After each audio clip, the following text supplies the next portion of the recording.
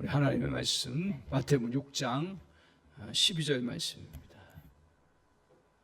마태복음 6장 12절 말씀.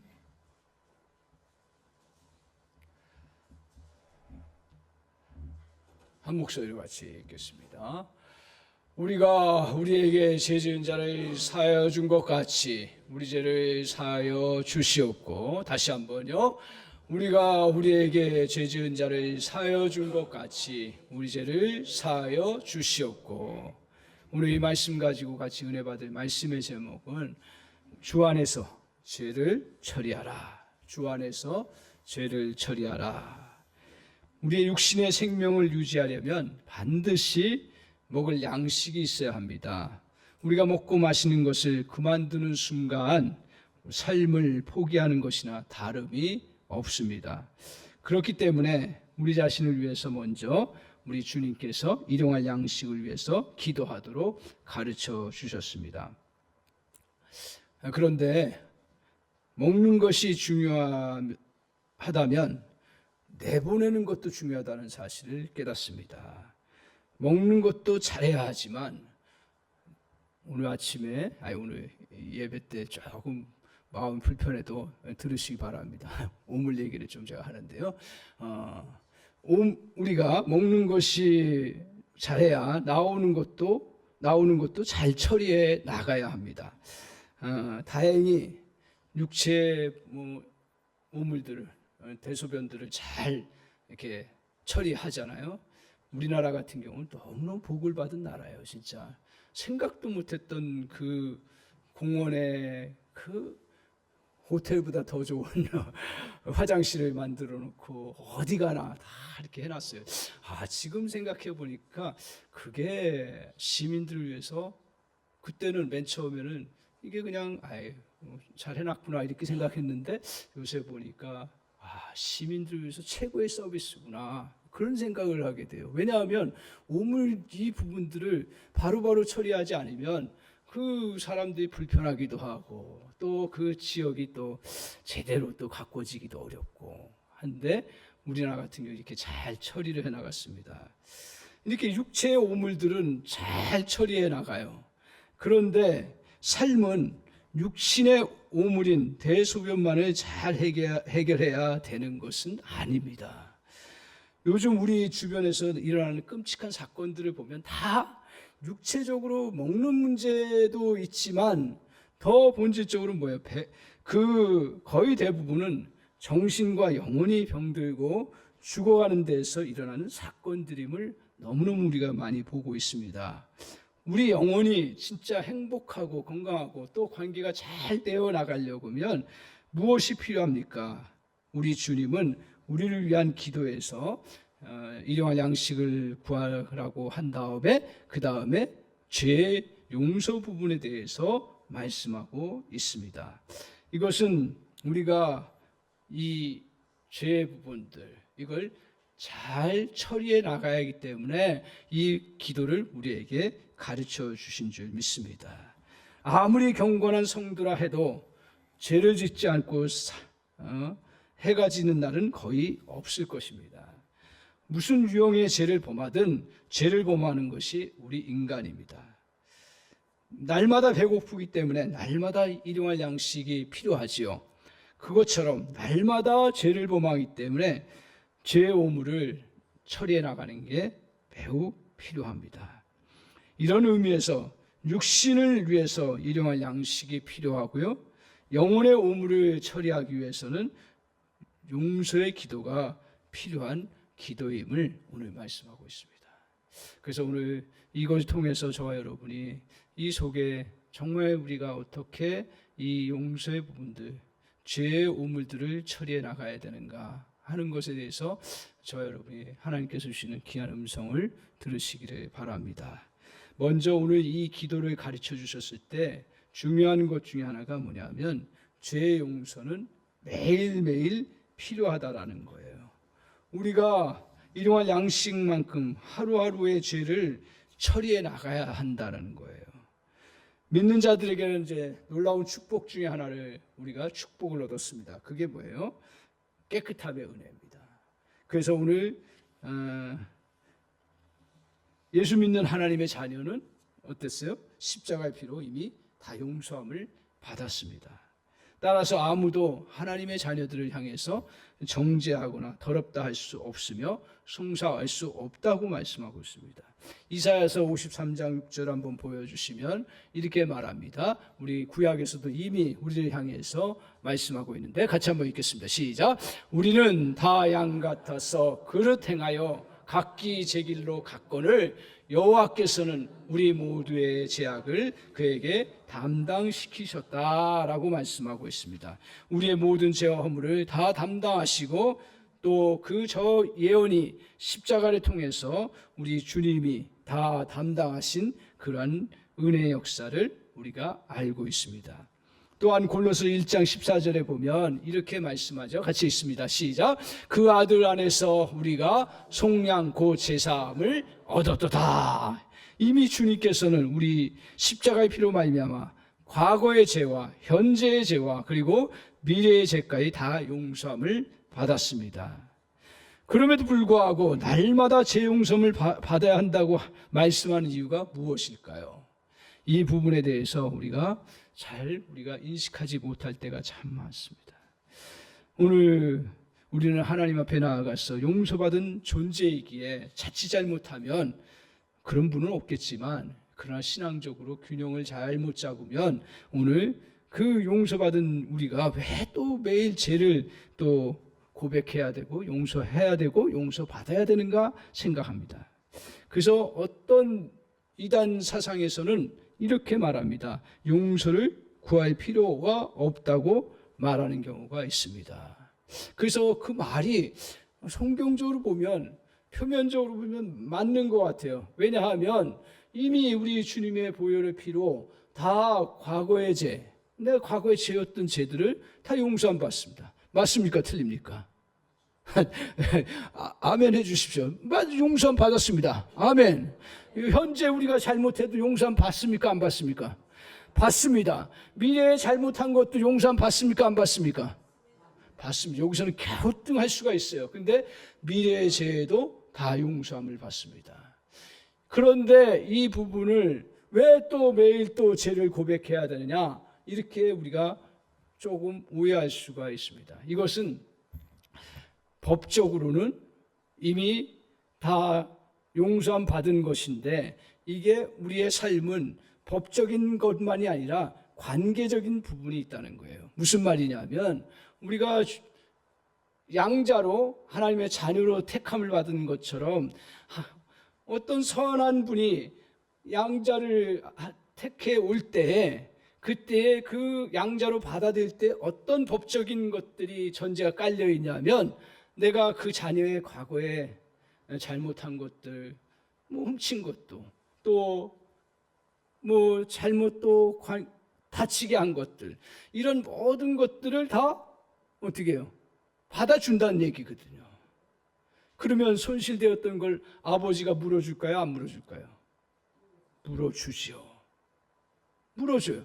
그러면 이 자녀가 이제 와서 현재적으로 양자로 살아가는데 살아갈 때 잘못할까요? 안 할까요? 합니다. 잘못을 해요. 당연히 그가 연약하기 때문에 그가 고아원에서 왔지만 그 아주 좋은 집안에 왔지만 그가 그 행동을 하기에는 아직 부족한 부분들이 많이 있기 때문에 잘못을 하면서 지납니다. 그럼 앞으로 걔가 어떤 잘못도 하지 않을까요? 하게 되어 있습니다. 잘못을 하게 되어 있습니다. 그러면 그것에 대해서 용서할까요? 안 할까요? 용서합니다. 물론 여기서 전제는 뭐냐? 죽도록 야단 맞겠죠. 그런데 전제가 뭐예요? 용서해 준다. 왜? 아버지와 자녀이기 때문인 거예요. 이게 세상적으로는 이해가 되지 않는 일이에요. 잘 따지고 보면. 그 전까지 잘못했다고 그렇게 용서하고 다시는 안 하겠다 그러고 또 잘못을 해요. 그러면 그 부모는 그걸 눈 감아줍니까? 안 감아줍니까? 결국은 막 지지고볶고해도 다 용서해 주게 되어 있습니다. 마치 하늘에 계신 우리 하나님께서는 선하고 모든 만물을 우리에게 주시기를 원하시는 그 귀한 하나님께서는 우리에게 모든 죄를 다 용서해 주신다. 이게 놀라운 축복이에요. 그게 없으면 우리가 하나님의 자녀가 될 수가 없어요. 왜? 우리는 주님의 자녀로 부름을 받아서 용서함 받지만 또 살다 보면 잘못된 죄를 범할 수밖에 없는 연약함이 있습니다. 죄를 제가 방조하는 게 아니라 현실을 인정하는 거예요. 그리고 미래에도 우리가 실수하고 잘못할 수밖에 없는 거예요. 그때 다 용서한. 그러면 여기서 너희가 날마다 죄 용서를 구하라는 이야기는 뭡니까?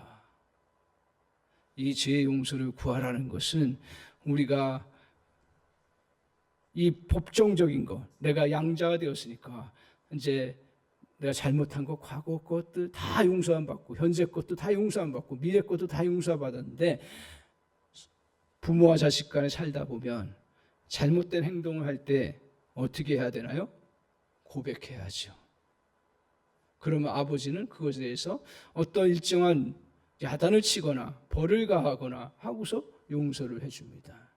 이미 다 과거, 현재, 미래의 것들 다 용서함 받은 그러한 전제하이지만 아버지와 아들과의 관계는 법적인 것만이 아니라 관계적으로 살아가는 관계성 속에서 아버지를 인정하고 자녀로서 그 잘못된 것을 했을 때 고백하는 것이 그것이 정상적인 부모와 자식 간의 관계이듯이 하나님과 우리와의 관계라는 거예요.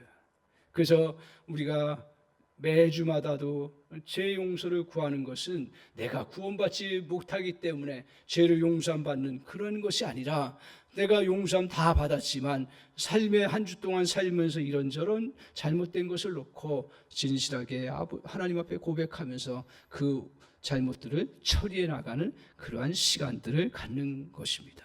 마찬가지로 우리의 일상생활 속에서도 이러한 잘못된 부분에 대해서 우리가 고백하고 나가는 거예요. 그런데 일부 이단에서는 이러한 관계적인 측면에서의 용서는 생각하지 아니하고 법정적인 것만 생각하고 그 이야기를 하면서 신앙의 교리를 잘못 왜곡시키는 경우가 많습니다. 오늘 저와 여러분은 우리가 하나님 앞에서 다 용서함 받은 자이지만 우리가 일상적인 생활 속에서 잘못하고 또 허물들이 있다라는 것을 고백하고 나아가는 그러한 믿음의 모습을 가져나가기를 소원합니다. 축복합니다. 너무 좋은 거예요. 용서하고 구하고 구원받는 것이. 오늘 이렇게 우리가 이렇게 용서함을 구하면서 살아갑니다. 그래서 오늘 우리는 죄에 대해서 아무렇지도 않은 듯이 살아가는 것은 잘못된 것입니다. 그래서 성경은 말씀합니다. 너희가 만일 죄가 없다 하면 거짓말하는 자라고 성경에 분명히 말씀하고 있습니다. 아무리 경건한 성도라 해도 죄를 짓지 않고 사는 사람은 아무도 없습니다. 무슨 유형의 죄를 범하든 그 범하는 것이 우리의 모습입니다. 우리가 형제를 향해서 욕하는 거, 시기하는 거, 분노하는 거, 상처하는 거, 이런 많은 것들이 우리에게 있습니다. 우리는 하나님의 자녀로서 용서받고 깨끗한 존재이지만 여전히 죄성이 있는 존재라는 거예요. 우리에게는 잘못이 있고 죄가 있습니다. 따라서 제 행위들에 대해서 용서를 구해야 한다는 것입니다. 성경에 그래서 비유로 주님께서 말씀하셨어요. 너희는 예수 그리스도를 통해서 그 깨끗이 온몸이 씻겼듯이 씻김을 받았다. 그런데 세상을 살다 보면 발이 더러워지는데 그 발을 매일 씻으라고 그렇게 말하고 있습니다. 그것처럼 우리의 매일 생활 속에서의 죄의 부분을 씻으면서 거룩함을 누려나가도록 그렇게 말씀하고 있습니다. 저는 이제 여기서 조금 더 묵상하면서 깨달아지는 그 부분 중에 하나가 뭐냐 하면 오늘 저도 용서 많이 하고 우리 그리스도인들이 다 용서하고 살아가잖아요. 살아가면서 내가 매일같이 이거를 고백할 필요가 있는가 생각을 했는데 묵상하면서 깨달아지는 게 뭐냐 하면 우리가 매일 양식을 먹잖아요. 좋은 양식을 먹잖아요. 그럼에도 불구하고 매일 어떻게 해요? 오물이 나오게 돼 있어요. 오물이 나오게 돼 있어요. 우리가 정말 좋은 것들만 듣고 좋은 것들만 하고 좋은 것들만 하고 심지어는 하루 종일 예배하고 나서 내가 죄 용서를 구할 필요가 있겠느냐? 당연하죠. 그런데 여러분, 우리는 아무리 좋은 걸 먹어도 우리 안에 그 죄성의 부분들로 인해서 죄의 오염물이 나온다라는 거예요. 그렇구나. 그래서 매일 우리가 이 기도를 한다는 거, 내가 잘못한 것만 있을 때 기도한다라고 생각을 했지 매일같이 내가 기도한다라는 건 생각을 하지를 못했습니다. 근데 오늘 주님께서 일용할 양식을 구하라고 하듯이 오늘 우리에게 우리의 죄를 위해서 매일 구하라고 하는 그런 음성으로 우리에게 기도를 가르쳐 주셨단 말입니다. 그 이유는 아무리 좋은 관계를 하고 아무리 좋은 사람들과 만나고 아무리 좋은 걸 먹어도 우리는 어쩔 수 없이 죄의 그 노폐물을 처리해 나가는 그러한 자세가 필요하다라는 거죠. 그런데 오물은 어떻게 처리합니까? 절대로 어떻게 해요? 오물은 씻어내는 거예요. 그리고 오물은 어떻게 해요? 묻어버려야 되는 거예요, 땅에. 오늘 자신의 죄나 형제의 죄의 오물을 갖고 흔들어대는 것은 아니라는 것입니다. 그 오물들을 묻혀서 누구의 오물이라고 풍겨서는 절대로 안 해요. 물론 시시비비를 가려야 할 피치 못할 상황에서는 누구의 오물인가를 밝히는 일이 있지만 그건 특별한 경우입니다. 나머지는 다 깨끗이 씻겨내거나 흙 속에 묻어버립니다. 그렇다면 이렇게 우리가 날마다 짓는 죄의 오물들을 씻거나 무덤으로 처리해 나가는 그 길이 뭐냐? 우리에게는 그런 방법이 뭐냐? 그건 바로 용서 외에는 다른 게 없다라는 거예요. 주님은 우리에게 죄의 오물을 처리해 나가는 과정에 반드시 있어야 할 것이 용서라고 말씀하고 있습니다. 그래서 주님은 날마다 용서의 기도를 함으로 죄의 오물을 처리해 나가도록 말씀합니다. 기억하십시오. 형제나 나의 죄에 대해서 성경은 어디를 봐도 조용히 사랑하는 마음으로 권면하고 그것을 처리해 나가야 된다고 말씀하고 있습니다. 제가 그 말씀 같이 연결해 보면서 오늘 우리의 죄성의 부분은 오물로 비교해서 조금 그럴 수도 있지만 그 오물처럼 우리가 그것을 내가 그걸 처리해 나간다고 하면서 그것을 튕겨내거나 그걸 묻혀내거나 같이 전하거나 아니라는 거예요. 오물은 깨끗이 씻어야 되고 조용히 처리해야 되고 그리고 더 중요한 건 사실은 그게 새로운 역사로 변하려면 땅속에 묻는 것처럼 우리 주님 앞에 가지고 맡겨야 된다는 것을 깨닫습니다. 오늘 날마다 자신의 죄와 주변의 죄의 오물을 용서를 통해서 죄를 씻어내므로 처리해 나가는 은혜가 있기를 바랍니다. 다른 이유는 없어요. 다른 이유는 없어요. 세상은 우리에게 이는 이로 눈은 눈으로 하라고 이야기합니다. 그러나 우리 주님은 십자가를 통해서 우리에게 가르쳐 주신 것은 우리에게 정말 그것은 용서를 통해서 그것들을 처리해 나가도록 말씀하고 있습니다. 오늘 이제 이렇게 그러면 죄를 처리할 때 우리에게 또 필요한 게 뭐냐? 그것은 대가 지불의 자세를 가져야 된다라는 거예요. 용서의 기도는 오늘 보시면 상대의 죄에 대해서 용서해야 된다라는 것을 전제합니다. 14절 15절 같이 한번 볼까요? 같이 한번 읽겠습니다. 시작. 너희가 사람의 잘못을 용서하면 너희 하늘 아버지께서도 너희 잘못을 용서하시려니와 너희가 사람의 잘못을 용서하지 아니하면 너희 아버지께서도 너희 잘못을 용서하지 아니하시리라. 자, 11절로 돌아와 보세요. 이 말씀 보면서 제가 일주일 내내 이 말씀이 너무 어려운 거예요. 자, 보세요. 우리가 우리에게 죄 지은 자를 사하여 준 것 같이 우리의 죄를 사하여 주옵시고. 자, 저기서 보면 우리가 우리에게 죄 지은 자를 사하여 준 것 같이 우리의 죄를 사하여 달라는 얘기예요. 자, 이 말씀을 묵상해 보십시오. 어떤 것들이 다가와요? 우리가 우리의 형제나 우리의 또 가까운 사람들을 용서하지 않으면 우리의 죄를 사하여 주시지 말아도 된다라고 고백하는 그 내용과 같습니다. 그러니까 저 말 속에는 좀 어려운 설명일 수 있어요. 그러나 기억하십시오. 저 말 속에는 마치 내가 용서를 하지 않으면 주님도 용서하지 않는 것처럼 그렇게 우리가 받아들이기가 쉽다는 거예요. 14절 15절도 한번 보세요. 14절 15절까지 자 보세요. 너희가 사람의 잘못을 용서하면 너희 하늘 아버지께서 너희 잘못을 용서하시려니와 15절 너희가 사람의 잘못을 용서하지 아니하면 너희 아버지께서도 너희 잘못을 용서하지 아니하시리라. 자, 우리가 저걸 용서라는 것을 조건으로 따지면 너희가 용서하지 아니하면 하나님께서도 용서하지 않겠다라는 거예요. 저 말씀의 뜻이 정확하게 뭐냐 이거예요. 물론 저렇게 우리가 답을 하면 편해요. 너희가 하나님 앞에 너희가 형제를 용서하지 아니하면 너희 용서받지 못한다. 그런데 보십시오. 저와 여러분이 다 용서받고 용서해주고 우리 주님 앞에 용서받아서 주님의 자녀가 되었습니까? 아니에요. 기독교 신앙을 정확하게 하셔야 돼요. 오늘 우리가 다 용서 다 해주고서 물론 다 해주고 주님 앞에 가면 얼마나 좋아요. 그건 더 하나님 기뻐하실 거죠. 그런데 우리의 연약함 때문에 우리가 허물과 죄가 있어서 그 다 용서하지 못한 가운데서 주님이 우리를 죄인을 용서하시고 받아주신 거예요. 또한 우리의 삶 속에서도 마찬가지로 우리가 다 용서해주고 그러고서 주님의 다 용서를 받아요?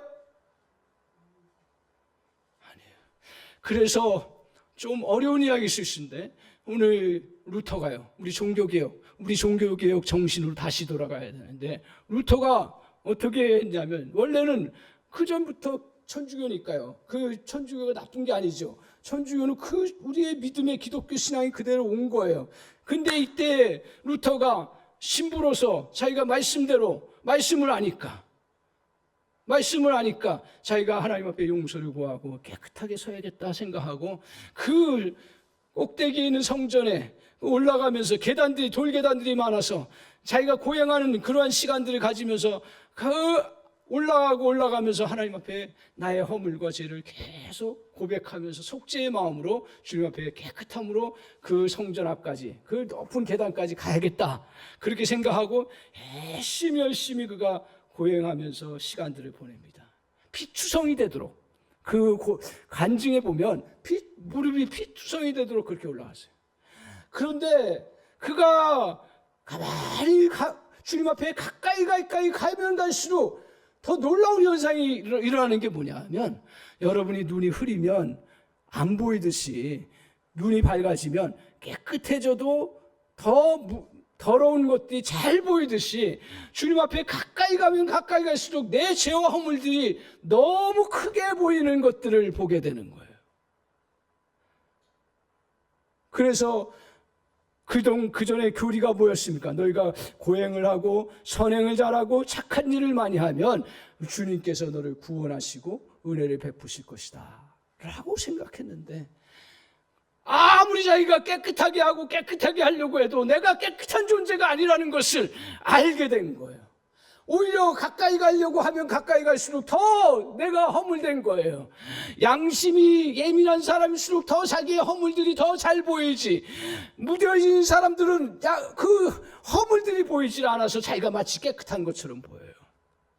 믿음 생활도 계속 해보십시오. 우리가 직분도 올라가 보세요. 올라가다 보면 내 허물들이 더 많이 보이는 거예요. 그래서 어려운 거예요. 그전에는 그냥 묻혀 지내는 거예요. 근데 신분이 올라갈수록 이것도 해야 되고 저거 하는 것도 있지만 우리가 보는 시각들이 더 예민해지고 날카로워지니까 깨끗해지니까 더 보이는 거예요. 허물들이.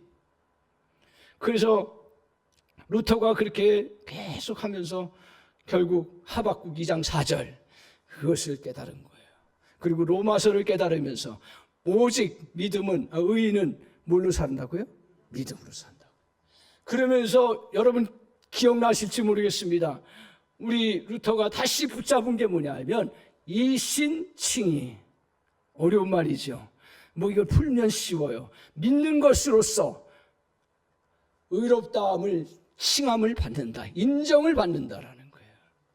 다른 것으로 내가 인정받는 것이 아니라 믿음으로써 인정받는다라는 거예요. 그리고 믿음으로만 내가 살아갈 수 있다라는 것을 깨닫고 거기서부터 자기가 내가 성경을 제대로 풀어야겠다고 해가지고 거기서부터 종교개혁이 시작이 된 거예요. 자, 무슨 말씀입니까? 우리가 주님 앞에 가까이 가면 가까이 갈수록 우리는 더 허물과 연약함이 많아요. 그렇기 때문에 저 말씀을 오해하는 거예요. 저 말씀을 우리가 조건으로 생각하면 너희가 용서하지 아니하면 너희가 용서받지 못한다. 그리고 너희가 용서하지 않으면 구원받지 못한다. 이러한 조건으로 건 것이 아니라 뭘로 저걸 받아들여야 되냐면 책임으로 받아야 되는 거예요. 책임으로 받아들여야 되는 거예요. 무슨 말이냐면 오늘 이 너희가 용서함을 받았으니까, 너희가 하나님 앞에 깨끗함을 받았으니까, 너희 허물과 죄가 많은 존재이기 때문에 깨끗함을 받았으니까 너희가 깨끗함을 가지고 살아가되 서로 깨끗함을 누리기 위해서 용서하고 그에게 깨끗함을 같이 나누도록 그렇게 말씀하신 거예요. 책임인 거예요. 조건이 아닌 거예요. 그러니까 이게 달라요. 너희가 양자로 거룩한 집에 왔으니까 옛날 신분을 벗어버리고 이제는 너희가 양자의 그 가정의 그 아름다운 모습을 따라서 너희가 살아가도록 그렇게 말씀하신 거지, 오늘 너가 이렇게 양자로서 깨끗하고 온전히 살았기 때문에 너가 양자로 된 것이 아니라는 거예요. 무슨 말씀입니까? 우리에게는 늘 우리 안에 죄와 허물들, 연약함들이 있고 그것이 우리의 조건이 아니라 그것은 우리가 그것을 물리쳐야 될 그러한 존재라는 것을 꼭 기억하고, 그래서 우리를 서로를 향해서도 바라보는 것도 마찬가지로 왜 믿는 사람이 그렇게 용서하지 못하느냐 라고 그렇게 조건을 거는 게 아니라 믿는 사람이고 하나님의 은혜를 받았기 때문에 우리가 해야 되는 것으로 우리가 이것을 풀어가야 된다는 거죠.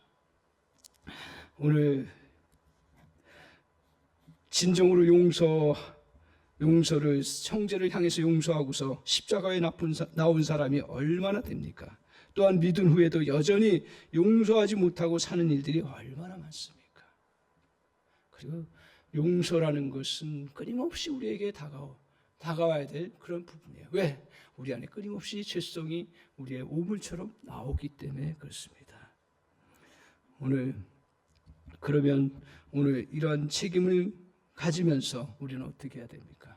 이때 또 기억해야 됩니다. 우리 주님은 책임을 가지고 해나가는데 그때 무슨 문제가 생기냐면 책임을 가지고 그것을 해야 되는데 고의적으로 안 하는 경우 주님이 그것에서 노여하세요. 고의적으로 안 하는 거. 그래서 성경에 보면 주님께서 고의적으로 안 하는 것들에 대해서는 오늘 주님께서 도피성이라는 걸 통해서 다 숨고 그 모든 허물들을 다 끝까지 용서함 받을 때까지 있게 하고 그 살인의 모든 과정도 피할 수 있도록 보호해주는 도피성이 있었습니다. 그런데 그때 도피성에 들어가는 조건이 뭐냐 하면 자기가 자기의 죄를 인정하고 고백하는 거예요. 근데 그거 고백하지 않냐고 자기 잘났다고 얘기하고 그대로 머물러 있으면 그것은 그대로 하나님께서 그냥 세상 사람들한테 다 죽임당하고 공격당할 수밖에 없도록 그냥 방치해 놓는 그러한 모습들을 보여줍니다. 오늘 우리는 이런 책임 가볍게 여겨서는 안 되는 거예요. 책임이 있으면서 형제를 고의적으로 용서하지 아니하는 사람은 하나님이 대단히 미워하시는 것입니다. 그래서 고의적으로 형제를 용서하지 않는 사람에 대해서 하나님께서도 고의적으로 그 사람의 죄를 용서하지 않겠다는 말씀이에요. 그래서 14절 15절이 그 말씀이에요. 너희가 사람의 잘못을 용서하지 아니하면 너희 아버지께서 너희 잘못을 용서하지 아니하시라라고 말하고 있습니다.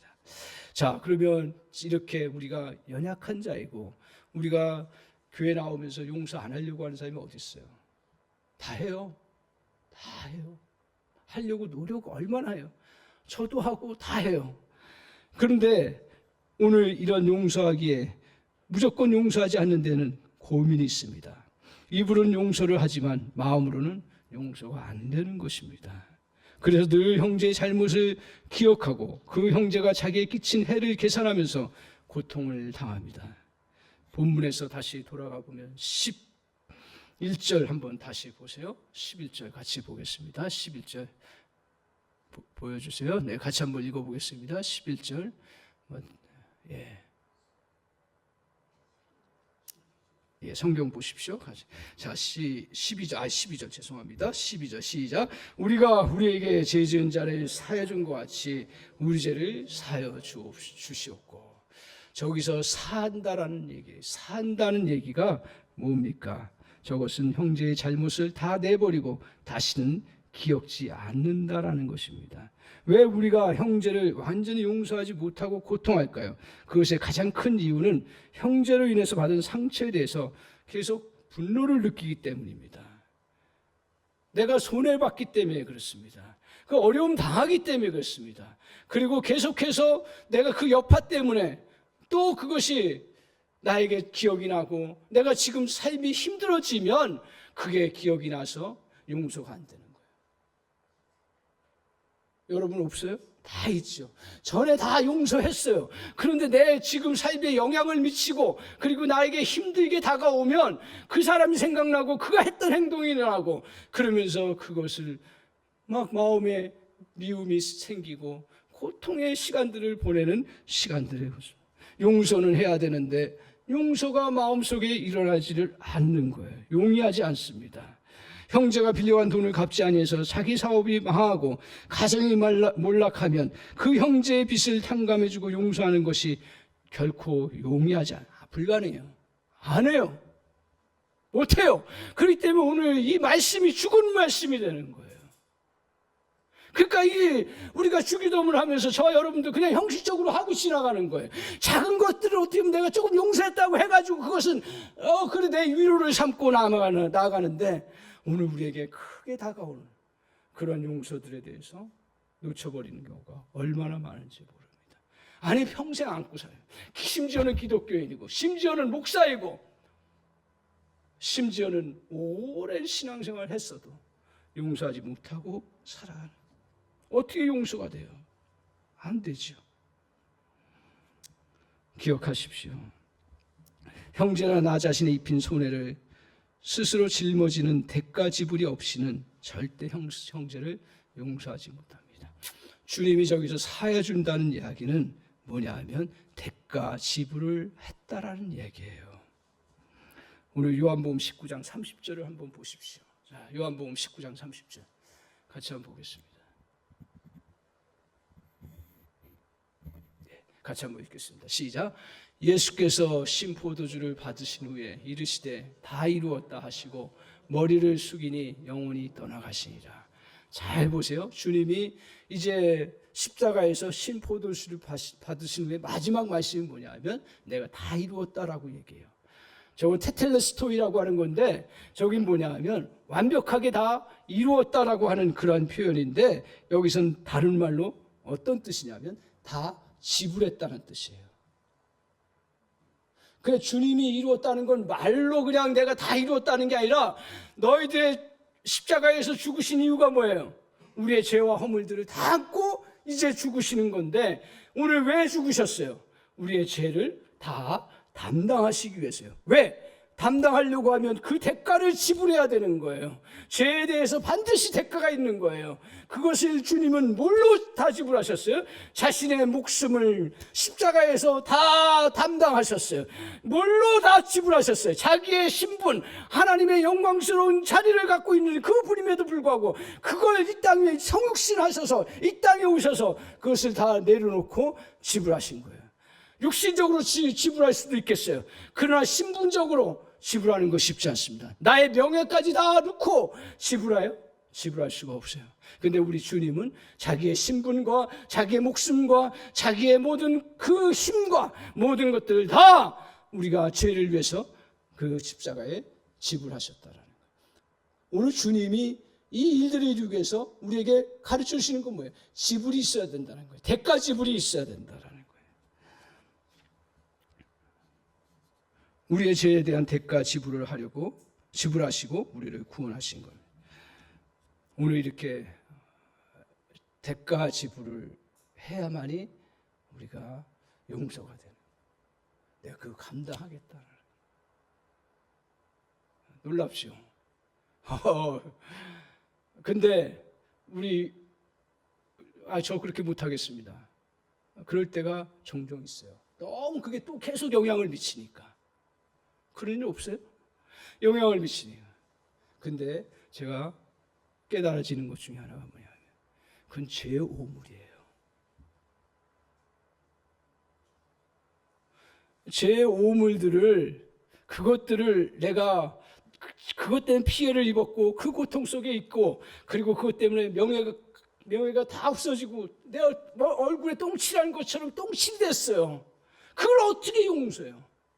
그런데 잘 생각하십시오. 그 똥칠을 칠했다고 해서 같이 똥칠하면 결국 같이 죽게 되고, 그것은 어떻게 돼요? 그것은 닦아내야 되는 거예요. 어쩔 수가 없어요. 닦아내야 되는 거예요. 닦아내야 내가 사는 거예요. 그리고 상대도 살고 세상도 그 죄에서 더 이상 영향을 미치지 못하고 살아갈 수 있는 놀라운 역사가 있는 거예요. 아, 그렇구나. 오물들을 가끔 산에 가면서 다시 기억하는 것 중에 하나가 뭐냐면, 아무리 오물이 내 앞에 있어도 그걸 뭐라고 막 해치고 그거 문제라고 펼쳐놓고 가지를 않아요. 낙엽이 있으면 낙엽을 덮어요. 흙이 있으면 흙을 덮어버려요. 그래야 그게 해결되기 때문에 그렇습니다. 오늘 우리가 상대의 죄나 나의 죄로 인해서 나오는 그 더러운 것 때문에 너무 고통스럽고 힘들지만, 그러나 그것은 씻어내야 되고 그리고 없애야 되는 거예요. 묻어버려야 되는 거예요. 그러면서 오늘 주님께서 우리에게 너무 귀한 교훈을 하셨어요. 저는 사실은 1년 전만 해도 이 깨달음을 깨닫지 못했어요. 오늘 제자가 몇 번을 용서해야 됩니까? 라고 했을 때 제자는 너무 자기가 뿌듯하게 7번 용서하면 되겠습니까? 하는 그런 뿌듯한 마음을 가지고, 7번이라는 건 거의 완벽한 거예요. 근데 주님이 그때 뭐라고 하셨어요? 7번씩 몇 번을 용서하라고요? 70번이에요. 성경에서 7번이라는 것은 완벽이라는 것을 상징한다 그랬죠. 완벽한 용서를 하라는 거예요. 근데 그 이해가 안 되는 거예요. 어떻게 그렇게 할 수가 있는가? 근데 날마다 내 안에 죄와 형제의 허물들이 우리 삶 가운데서는 펼쳐질 수밖에 없는 거예요. 난 77이 49죠. 490번을 하면 끝나는 줄 알았어요. 아니에요. 죽을 때까지 해야 되는 거예요. 용서라는 게, 우리는 사는 동안은 내가 그 용서라는 걸 통해서 죄와 허물들을 다 처리해야 돼. 그렇구나. 그래서 오늘 주님께서 우리에게 이 기도를, 주기도문을 주셨을 때, 물론 주님이 매일같이 하라는 그 법령은 없지만 하루에 한 번 정도는 하지 않겠어요? 매일 기도하면서 이 용서 부분을 갖고 나갈 때 너희가 그 부분을 처리하도록 주님께서 말씀하시는 그 기도의 내용입니다. 이것이 오늘 하나님으로부터 우리 자신이 받아야 할 용서를 구하며 또 형제를 향해서도 매일매일 용서를 베풀며 사는 은혜가 저 여러분에게 필요합니다. 그래서 주기도문을 주신 거예요. 사람의 자원으로는 용납이 안 되는 사건, 또 넘쳐 흐르는 하나님의 은혜 아래에 나아가야 되는 거예요.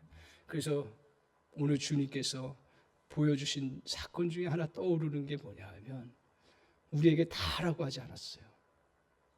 오늘 예수님이 나사로를 살릴 때 그 시체 썩은 냄새가 진동하는 그 동굴 속에 있을 때, 그 앞에 그 유대인들은 무덤을 동굴에 둬가지고 그 무덤으로 했는데 그 앞에 돌로 막아놨어요.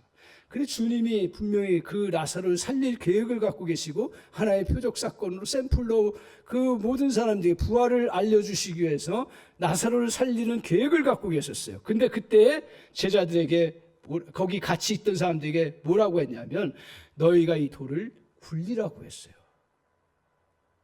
돌을 굴리라고 했어요. 주님이 다 굴리실 수 있어요. 어차피 그 나사로 살릴 거면 살아서 나오라고 기도하면, 아니 죽은 사람도 살리는데 그 돌 하나 못 굴리시겠어요?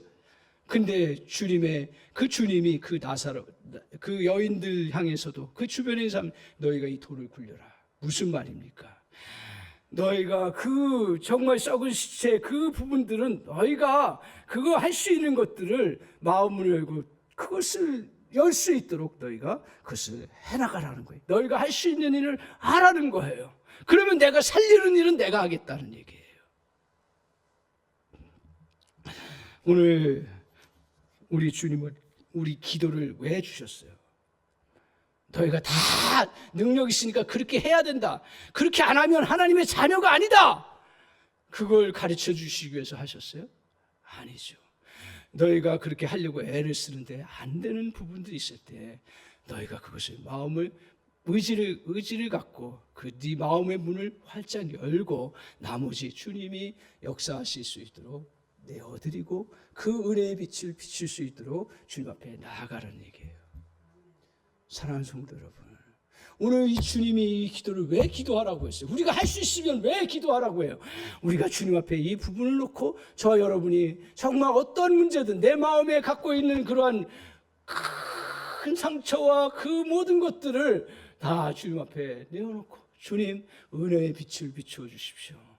나로서는 할 수가 없지만 주님이 비춰주시면 그것이 녹아지고 그것이 다 정말 없어지고 그리고 새로운 생명의 역사로 이루어지는 놀라운 역사가 이루어질 줄 믿습니다. 그래서 오늘 우리가 용서할 때 우리 안에 나의 죄와 오물들은 그리고 형제의 죄와 오물들을 어떻게 처리하라고요? 조용히 처리하는데 씻거나 묻어야 되는데 우리는 씻을 수 있습니다. 근데 더 중요한 건 묻어야 합니다. 우리는 당장 냄새 나는 것 같고 문제가 근데 그걸 묻어요. 어디에? 주님의 땅의 대지에 묻듯이 묻어요. 그러면 어떤 일이 일어나요? 맨 처음에 냄새 나고 그리고 저걸 또 밟으면 또 문제 생기고 조심스럽고 그렇습니다. 그런데 나중에 그곳에서 싹이 나요. 그곳에서 줄기가 나요. 그곳에서 나무가 나와요. 그곳에서 꽃이 펴요. 열매가 맺혀요. 마찬가지로 우리가 주님 앞에 이것들을 가지고 나아가는 거예요. 우리가 씻는 것도 중요하지만 주님 앞에 가지고 나아가서 주님이 어떻게 하실런지 기도하고 주님 앞에 구하면 주님이 그것을 어떻게 사용하실지는 아무도 모르는 거예요. 신비한 방법으로 역사해 주시는 놀라운 은혜가 있어요. 우리가 해야 될 일은 뭐예요? 이런 엄청난 그러한 우리에게 오물들을 우리에게 그것들을 주님 앞에 맡기고 주님이 어떤 일을 하시는지를 잘 관찰하고 살피고 기도하면서 계속 맡기고 나아가는 그 은혜가 있을 때 저 여러분에게는 분명히 주님이 새로운 역사를 이루시는 것들, 주님이 일하시는 것들을 보는 놀라운 역사가 이루어질 줄 믿습니다. 그게 신앙의 신비고 그게 신앙의 능력입니다. 사랑하는 성도 여러분, 오늘 대가 지불의 주님을 바라보며 우리 자신도 용서의 대가 지불을 감당하겠다는 각오와 결단을 서나가시기를 바랍니다. 기억하십시오. 우리 영혼의 미움, 증오, 분노, 상처 등의 암세포의 자리를 잡아 덩어리 지려고 할 때가 많습니다. 영혼의 암세포를 막는 바이러스는 유일하게 용서입니다. 어떠한 영혼의 암세포도 용서의 바이러스를 간직하면 침범하지 못합니다. 날마다 용서의 기도를 통해서 영혼의 강건함을 유지하십시오. 그러면 내 영혼이 잘된 것 같이 범사가 잘되고 하나님이 일하시는 것들을 보는 놀라운 역사가 저와 여러분에게 이루어질 줄 믿습니다. 기도하겠습니다. 같이 기도하겠습니다. 하나님 아버지, 오늘 말씀을 듣습니다. 주 안에서 죄를 처리하라고 하는 말씀을 듣습니다. 나의 하나님 아버지, 은혜를 내려주셔서 다시 한번 우리가 주님 안에서 죄를 처리해 나갈 수 있도록 주님 도와주시기를 원합니다. 하나님 아버지, 우리의 힘으로 되지를 않습니다. 주님, 저희들에게 선한 의지를 주셔서 날마다 이 기도하면서 죄의 부분들, 용서의 부분들, 하나님 또 정말 주님 앞에 죄의 부분들을 놓고 용서의 은혜를 구하면서 주님 앞에 나아감으로 모든 연약함들을 치료하고 회복하는, 그리고 죄를 또 다 없애는, 더 나아가서는 죄를 통해서 오히려 하나님이 역사하시는 놀라운 은혜의 역사를 주님이 허락해 주시기를 간절히 원합니다. 하나님 아버지, 은혜 내려 주시옵소서. 아버지 하나님, 저희들에게 이러한 속에 있는 모든 연약함들, 또 우리 안의 상처들, 또 정말 용서하지 못하는 부분들 주님 앞에 맡기고 주님이 일하실 것들을 볼 줄 아는 그러한 믿음의 사람 될 수 있도록 우리를 인도하여 주시고 역사하여 주옵소서. 기도할 수 있는 힘을 허락해 주시기를 원합니다. 성령께서 우리가 마땅히 기도할 바를 알지 못할 때 도우신다고 하셨는데, 하나님 정말 저희들이 이 기도하면서 용서의 은혜를 누리며 살아가는 저희들 다 될 수 있도록 주님 축복하여 주옵소서. 예수님의 이름으로 간절히 기도하옵나이다. 아멘.